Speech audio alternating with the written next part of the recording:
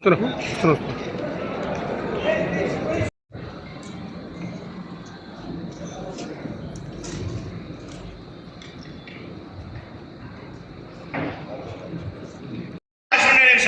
ఉండాలి, ఎమ్మెల్యే కావాలని కుదరలే కొన్ని అనివార్య కారణాల వల్ల. దానికోసం ఐవైసీ రాత్రి 1:30 వరకు కృష్ణసార్ సీనన్న నా కోసం కానీ, రాజీవ్ ఉండే మాతో మమత కూడా అనుకుంటున్నారు తెలిసి, దాదాపు సురభి కానీ ఖాళీద్ కానీ దాదాపు 1:30 వరకు కూడా అందరికీ, అంటే మా టీంకి ఎవరైతే దానికి స్ట్రెంగ్త్ ఉందో వాళ్ళ కోసం కష్టపడ్డ వాళ్ళ వాస్తవం. కానీ కొన్ని అనివార్య కారణాల వల్ల కొన్నిసార్లు జరగకపోవచ్చు. జరగలేదని చెప్పేసి మనం నిరుత్సాహంగా ఉండి మనం వ్యతిరేకమైన వ్యవస్థలో ఇంట్లో కూర్చుంటే మాత్రం ఎవరు మనం ముందుకు తెచ్చి పెట్టరు. మనం రోడ్డు మీదకి రావాల్సిందే. యువజన కాంగ్రెస్ మీరు ఆత్మవిమర్శనం చేసుకోవాలి.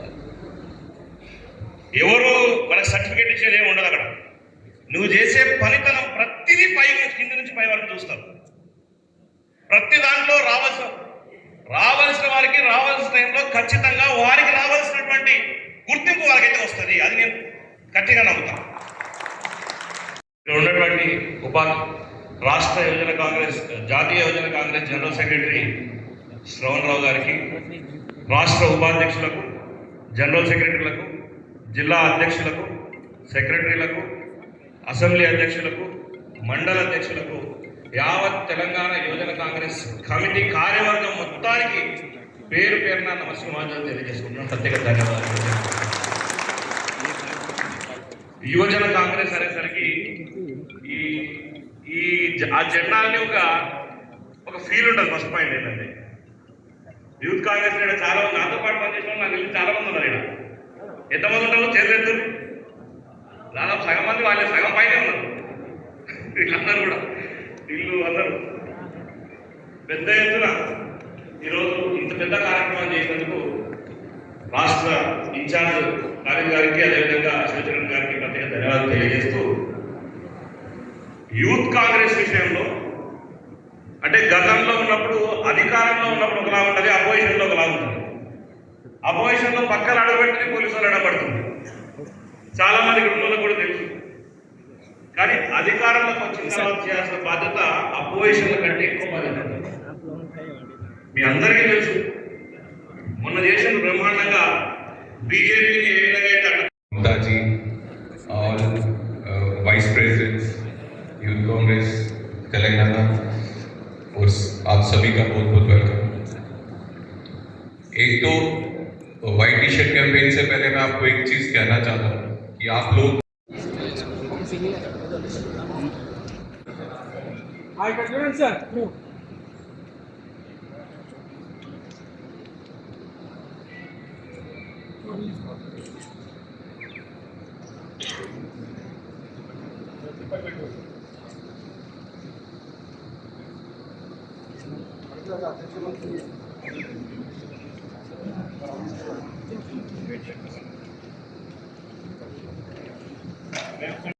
పనిచేసిన తర్వాత నాకు అర్థమైందంటే కాంగ్రెస్ పార్టీకి ఒక కవచం లాంటిది. కాంగ్రెస్ పార్టీకి కష్టం వచ్చినా నిలబడేది యువజన కాంగ్రెసే. ఇబ్బంది జరిగినా నిలబడాల్సింది యువజన కాంగ్రెసే. నష్టం జరిగినా అడ్డం ఉండాల్సింది కూడా యువజన కాంగ్రెసే. యువజన కాంగ్రెస్ కి ఎటువంటి కూడా ఎవరో చెప్పాల్సిన పని లేదు, ఎవరో చేయాల్సిన పని లేదు, ఎవరో ఆదేశించాల్సిన పని లేదు. ఎవడన్నా కూడా మన పార్టీకి కానీ మన కార్యకర్తకు కానీ ఏదైనా తప్పుడు మాటలు మాట్లాడినట్టు ఆ పక్క పాటలు ఎక్కడెక్కడ బట్టలు వేసి తన్నాల్సిన బాధ్యత కూడా యువజన కాంగ్రెస్. బరాబర్ దానికి ఎటువంటి సహాయ సహకారాలు కావాలో చేయడానికి ఈరోజు ప్రభుత్వ పరంగా నేను సిద్ధంగా ఉన్నా. ఇదే ఆర్గనైజేషన్ పరంగా పొందమన్న ఏదైతే ఆర్గనైజేషన్ ఎన్ఎస్ఓ కానీ యూత్ కాంగ్రెస్ అంటే 24 గంటలు యాక్సెస్ చేసి అంటే యాక్సెసిబిలిటీగా ఉంటాడు ఆయన. ఎప్పటి కూడా అట్లా చాలా మంది మంత్రులు ఉన్నారు. మహేష్ కుమార్ గౌడ్ గారు కానీ చాలా మంది నాయకత్వం కూడా యువజన కాంగ్రెస్ కి పెద్దపీట వేయడానికి సిద్ధంగా ఉన్నారు. కానీ ఈరోజు కాంగ్రెస్ పార్టీ మీద, కాంగ్రెస్ పార్టీ ఈరోజు అధికారంలో ఉన్న తర్వాత కూడా చాలా మంది టీఆర్ఎస్ బీజేపీ వాళ్ళు సోషల్ మీడియా ఈరోజు ప్రభుత్వం చేస్తున్న మంచి పథకాలు అన్నింటినీ నెగిటివ్గా చూపించే పరిస్థితి చేస్తారు. ప్రతి దగ్గర అది మనల్ని అంటలేరు కదా, వాళ్ళనే అంటున్నారు కదా. నన్నేమంటున్నారు రా, ఎవరినో ముఖ్యమంత్రి అంటున్నారు నాకేం అవసరం, ఎవరినో మంత్రి అంటున్నారు నాకేం అవసరం అనుకునేవాడు యువజన కాంగ్రెస్ కార్యకర్త. మీ అందరికీ తెలుసు ఎన్ఎస్ఏలో ఉన్నప్పుడు ఆవేశంగా ఏది తెలీదు, కానీ మొత్తం తెలుసు అనుకోని ఏ రాలికం అంటే రాలికుతాం, ఏం చేయాలో చేస్తాం. యూత్ కాంగ్రెస్కి వచ్చిన తర్వాత ఆలోచన పరంగా మనం ఏం చేయాలనుకున్నామో అదే చేస్తాం. సీనియర్ కాంగ్రెస్కి వచ్చిన తర్వాత నువ్వు ఏం చేయకుండా వాళ్ళు ఏం చెప్తే గదినాల్సిందే. సీనియర్ కాంగ్రెస్ యూత్ కాంగ్రెస్ మీకు ఇంకా లాస్ట్ ప్లాట్ఫామ్. మీకు ఏం కావాలనుకున్నా, నువ్వు చేయాలనుకున్నా, ఉద్యమం చేయాలనుకున్నా, కొట్టాలనుకున్నా, తన్నాలనుకున్నా, ఎదిరించాలనుకున్నా ఇదే యువజన కాంగ్రెసే. రాబోయే రోజుల్లో మనకు పదవులో ఏదో ఒక దానికి మనం బెండ్ అయిపోతాం. యువజన కాంగ్రెస్ అటువంటిది ఏముండదు. నువ్వు ఏ డిసిషన్ తీసుకోవాలో తీసుకో, చేయి, ఆటోమేటిక్గా వ్యవస్థ నీ వెనకాల ఉంటుంది. యువజన కాంగ్రెస్ అనే ఒక వ్యవస్థ జాతీయ విధంగా నీ వెనక ఉంటుంది. ఆ ధైర్యంతోనే మేము ఆ రోజు పనిచేసినాం. ఈ రోజు కూడా అదే ధైర్యంతోనే ఇంకో 30 ఏళ్ళు మేము రాజకీయాలలో ఉంటామంటే యువజన కాంగ్రెస్ రాష్ట్ర అధ్యక్షుడిగా, యువజన కాంగ్రెస్ ఒక కార్యకర్తగా, ఒక పార్లమెంట్ ప్రెసిడెంట్ గా నేను పనిచేసిన యూత్ కాంగ్రెస్ లో. ఆ ధైర్యం, ఆ కసి ఉంటుంది కాబట్టి యూత్ కాంగ్రెస్ ఇందాక వస్తున్నప్పుడు పొన్నమని అన్నాడు, ఆర్గనైజేషన్ లో వచ్చినప్పుడు ఎవరు కూడా వచ్చినా కూడా ఫస్ట్ లోపల పిలుస్తాడు. అదేదో వీళ్ళు ఏం చేసినా, మీరు తప్పులు చేసినా కూడా ఏమంది కానీ అందుది కాదు అంటాడు. అంటే అదే ఆర్గనైజేషన్. రియల్గా చెప్తున్నా, మీలో ఉన్న కొందరు తప్పులు చేయొచ్చు, రాబోయే రోజుల్లో అవి జరగవచ్చు కూడా. కానీ మీరు సక్రమమైన పరిస్థితుల్లో మీరు పోయినప్పుడు, పార్టీ ఆర్గనైజేషన్ కాపాడాలనుకున్నప్పుడు, పార్టీ నాయకుల కోసం కష్టపడుతున్నంత వరకు మీకు అండగా ప్రతి ఒక్క యూత్ కాంగ్రెస్ ఆర్గనైజేషన్ సిస్టమ్ లో పనిచేసిన ప్రతి ఒక్క నాయకుడు మీకు అండగా ఉండడానికి మీ అందరికీ తెలియజేస్తా ఉన్నాం. మీరు చేయాల్సిన పనంతా రాష్ట్రంలో జాతీయ ఈరోజు సోషల్ మీడియా ఎంత ఘోరంగా తయారు చేశారంటే, ఈరోజు మనం మంచి చేసింది కూడా చెడుగా వక్రీకరించే పరిస్థితి. ఈరోజు మనం ఎంతో మంచి కార్యక్రమాలు చేస్తున్నాం. జీవితంలో ఇంతవరకు భారతదేశంలో ఎక్కడ సన్నద్ధి సీనియర్ ఎమ్మెల్యే చేసుకుంటాడు, ఎంపీ చేసుకుంటాడు.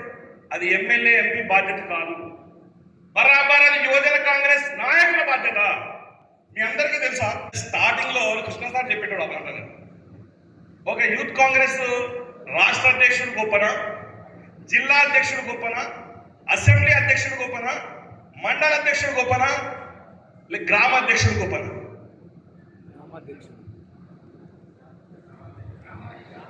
గ్రామ అధ్యక్షుడు అనుకుంటేనే గ్రామ అధ్యక్షుడు దగ్గరనే గొప్ప అని అంటారు. ఎందుకోసం అంటే గ్రామంలో ఉండేటువంటి వ్యవస్థను గ్రామంలో సక్రమంగా నిర్వహిస్తేనే మన కమిటీ మండల స్థాయిలో పనిచేయగలుగుతుంది. మండల కమిటీ సిద్ధంగా ఉంటేనే రేపు నాడు అసెంబ్లీ స్థాయిలో పనిచేయగలుగుతాం. అసెంబ్లీ స్థాయి సక్సెస్ఫుల్ అయితేనే జిల్లా స్థాయి ఈరోజు సక్సెస్ఫుల్ గా ముందుకు పోతుంది.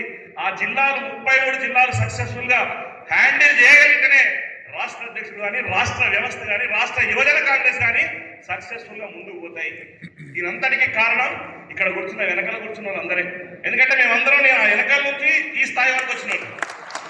మామూలు ఒక మధ్య తరగతి కుటుంబం నుంచి, ఒక రైతు కుటుంబం, నా ఇంట్లో ఎవరు సర్పంచ్ కూడా చేయలేము, ఆయన కూడా ఒక రైతు కుటుంబం నుంచి వచ్చినోడి, కింద ఉన్న కార్యకర్తల కష్టం కూడా తెలిసినోడి, ఆ బాధలు చూసినోడి, అవన్నీ తెలుసు కాబట్టి రాష్ట్రం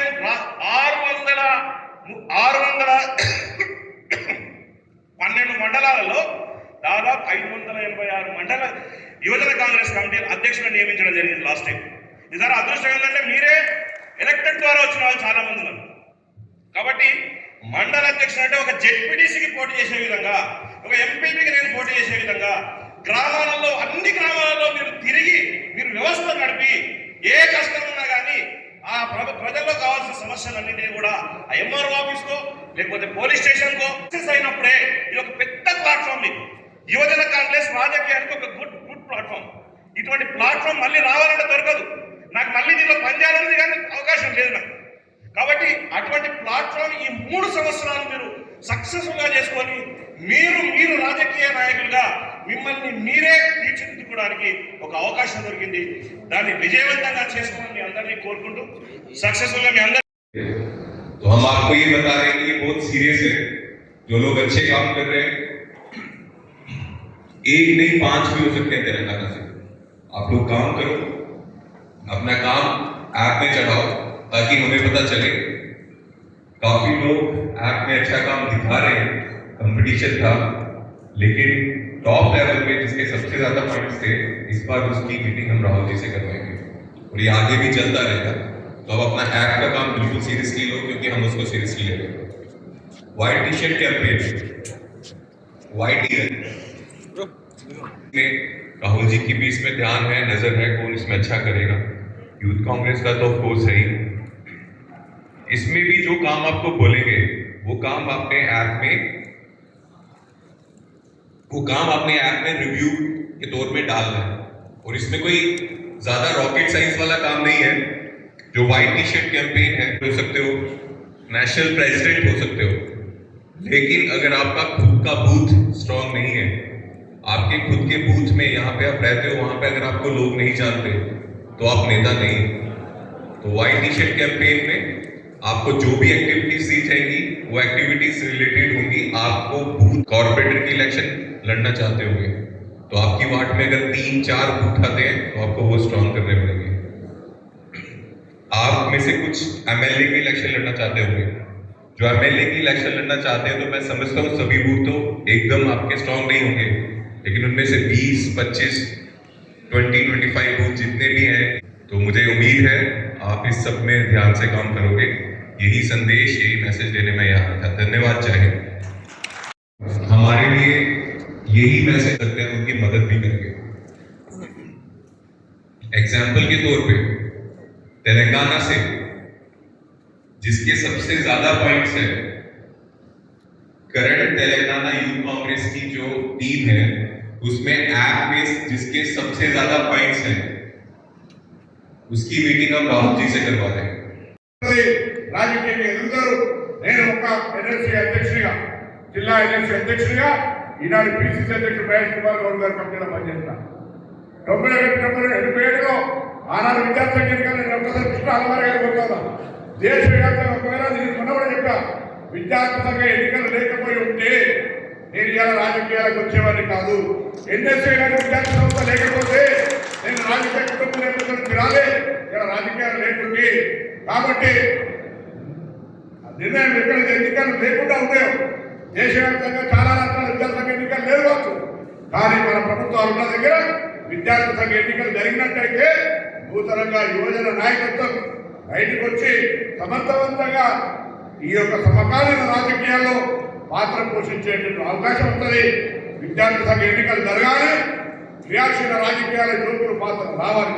స్థానిక సంస్థల ఎన్నికలు సిద్ధంగా ఉండి జూన్, జూలై ఎన్నికలు వస్తాయి. అప్పటిదాకా స్థానికంగా కొంతసేపు ఈ హైదరాబాద్, ఈ తదితర రాజకీయాలు, హైదరాబాద్ కార్పొరేట్ పొలిటిక్స్ నడండి. నేను హైదరాబాద్ ఇన్ఛార్జ్ మంత్రి. ఇవాళ చాలా వ్యాఖ్యం ఉంది, మీరు దాన్ని యాక్టిఫై చేసుకోండి. రేపు డివిజన్లకు గెలవడానికి సంబంధించి యువకులకే చాలా ప్రాధాన్యత ఇచ్చే ఆలోచనతో పార్టీలో మిత్రుడు అనిల్ గారు, మీతో అందరూ కూడా అనేక సందర్భాలు చర్చ చేసుకుంటున్నాం. కానీ నాయకత్వాన్ని డివిజన్లో పోటీ చేయడానికి అవసరమైనటువంటి ఎక్సర్సైజ్ స్టార్ట్ చేయండి. గ్రామీణ ప్రాంతాల్లో కూడా యువజన కాంగ్రెస్ తరఫున స్థానిక సంస్థల్లో గెలిచి మీ నాయకత్వాన్ని చట్టసభల దాకా పెరిగేదాకా శ్రమపడండి. ఒకటేసారి చట్టసభలో ప్రవేశించాలంటే అందరికీ అసాధ్యం. స్థానిక సంస్థలు, సహకార సంఘ ఎన్నికలు, ఏ ఎన్నికైనా ఆ ఎన్నికల యువజన కాంగ్రెస్ పాత్ర పోరాటం సాధించుకునే విధంగా శ్రమపడాలని కోరుతూ మీ అందరికీ హృదయపూర్వకంగా అభినందనలు, శుభాకాంక్షలు. భవిష్యత్తులో వీళ్ళ హోదాల్లో ఈ తెలంగాణ రాష్ట్ర రాజకీయాల్లో, భారతదేశ రాష్ట్ర రాజకీయాల్లో ఈ రోజు యువజన కాంగ్రెస్ టీం తప్పకుండా పెద్ద పాత్ర పోషించాలి. నేను 17వ లోక్సభ నాడు కేంద్ర మంత్రిగారి కింద 50-60% అంతా కూడా యువజన కాంగ్రెస్ అధ్యక్షులు అవ్వాలి. ముగ్గురు వాసవి గారు, శల్య గారు, ఆనంద్ శర్మ గారు, మనీష్ తివారీ గారు, ఇట్లా ఒక్కొక్క రాజకీయ నాయకులందరూ తీసుకుంటే ఆర్గనైజేషన్ తెచ్చిన వాళ్ళంతా కూడా వివిధ హోదాల్లో ఉన్నటువంటి వాళ్ళే. కాబట్టి ఇలా ఈనాటికి యువజన రక్తం రేపు రాష్ట్ర రాజకీయాల్లో, దేశ రాజకీయాల్లో ప్రభావితం చేసే విధంగా ఎదగాలని మనసా వాచ కోరుకుంటూ మీ అందరికీ నా హృదయపూర్వక శుభాకాంక్షలు ఆశీర్వాదాలు చేస్తాను. మన అధికారంలో లేనప్పుడు మన బాధ్యత వేరే ఉంటుంది.